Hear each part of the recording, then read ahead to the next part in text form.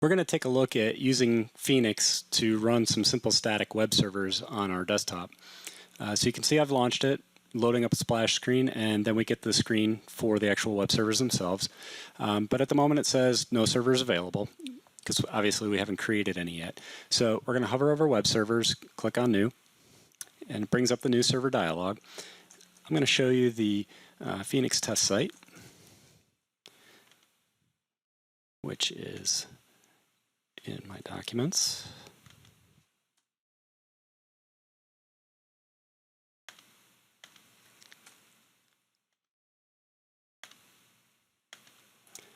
And I'm going to set this to run on port 81. Create it, it'll configure it, and there we have a server. But it's not running. That's why it's red at the moment. So we're going to hover over the server and click on Start. Notice the Growl notification in the lower right-hand corner. If you're unfamiliar with Growl, which some Windows users may be, it's a simple notification system, little toast windows that you see there in the lower right-hand corner. Growl was originally created for Mac, and there is an older version, but Fenix works with the newer version for Mac, which is version 2.1.3, which is available in the App Store for a small fee. And for Windows, I believe you can go to growlforwindows.com and be able to download the application for free. That's what I've done. That's what you're looking at here on the screen. So if you have that running, Fenix will interact with it and show you nice little notifications. If you don't have it running, it won't show you that. It won't affect the flow of the program. It'll still work, as you would expect. You just don't get the notifications. So at this point, I've created and launched a simple server. So let's take a look at this. Click on it and open it up, and you can see that it's running on port 81. And you can see my full-blown Fenix web server running with the website. This is the same thing you'll see at fenixwebserver.com, and you can scroll through it and use it just like you would the normal website. So great, we've got a local website running. Of course, we can modify that in our favorite code editor, refresh, do everything that you would normally do to create an app. And that's all well and good, but what happens when you're ready to show this to someone else? One of the standard problems that seems to crop up all the time is that you just simply can't show what's running on your local host. So Fenix has built-in SSH tunneling, which if we hover over this share button, it says enable public view, and I'm going to click on that. And that created an external site, a tunnel for us via the localtunnel.me service, which is free. And if I click on copy link and go back to my web browser, create a new tab and paste that link in there. And now you can see that Fenix is still available, the website, and that's all running over an external web server. So you could type this in, and if you happen to be looking at this at the same time I'm creating this video, you'd actually be able to type that URL in and see what I'm running and hosting from my local server. So that's a great way to collaborate with other people so that they can see and touch and feel the actual web page that you're working on, as opposed to just taking a look at a screenshot or sharing code or anything. You just launch it and essentially convert your local desktop into a temporary public web server. So that's not good all the time. Naturally, you don't want your work out there 100% of the time. So we're going to go ahead and unshare this. And if we go back to this tunnel, it's going to throw a little bit of an issue because it is no longer running. So it's just blank because the server is no longer shared. But we are still running that on our local system. So if we click on that, just like before, it's still up and running. Of course, if we stop this and try to refresh the page here again, it's going to fail because the server is down. So that's a really quick way to take a look at just servers in general. You can fire them up, kill them, edit them, do whatever you want, share them, and it all works pretty smoothly. So I'm going to fire this guy back up again here, and this time I'm going to take a look at the server logs.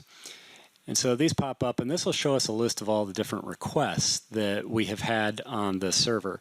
And you can see it can get to be a fairly sizable list, but it's showing us all the different assets, essentially every request that's been made against the server, whether that's images, HTML, JavaScript, CSS, just about anything here. And there don't appear to be any problems on this particular page, but if there are any, you will see a little color-coded either red or yellow indicator of whether there's been an error or a warning. An error may be missing value. Let me see if I can force one of those right now with does not exist.html.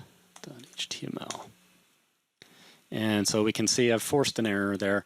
And here on the page, you can now see that highlight. It's on the left, you've got the red, and if you hover over it, you'll be able to clearly see that there's an error. And likewise, that'll show yellow if it's a warning. So you can really get a pretty good look at your logs and just see what requests are passing through and which aren't. And that's really the point of the log server. This does get cleared when you stop your server or shut it down or remove it, so it is kind of a limited lifespan. Anytime you shut down Fenix, if I were to come up here and close this, that would clear out the log. So it really is just for, it only shows you what sessions you're currently working with for the lifetime of however long you've got Fenix up and running.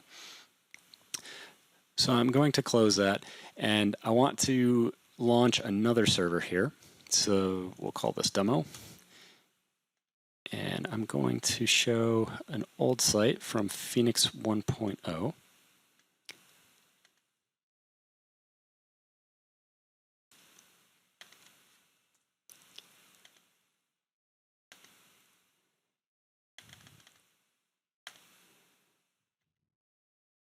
And we're going to run this on port 82. So it'll configure that, and now we have another new server here. And I'm going to go ahead and start this up. And so now we have two running servers. And you may have noticed that a little icon popped in here. And the Fenix test site has one of these as well. I'm going to click on that. And you can see that there is a little bit of a screenshot of what the site is actually looking like. Now you may notice on this one, if your resolution is high enough, that these are kind of faded out. It's not exactly what the site would look like if you'd go to phoenixwebserver.com. And the reason for that is the screen capture will take about 4 seconds delay. So it'll load the page, wait about 4 seconds, and then it'll try to capture the page.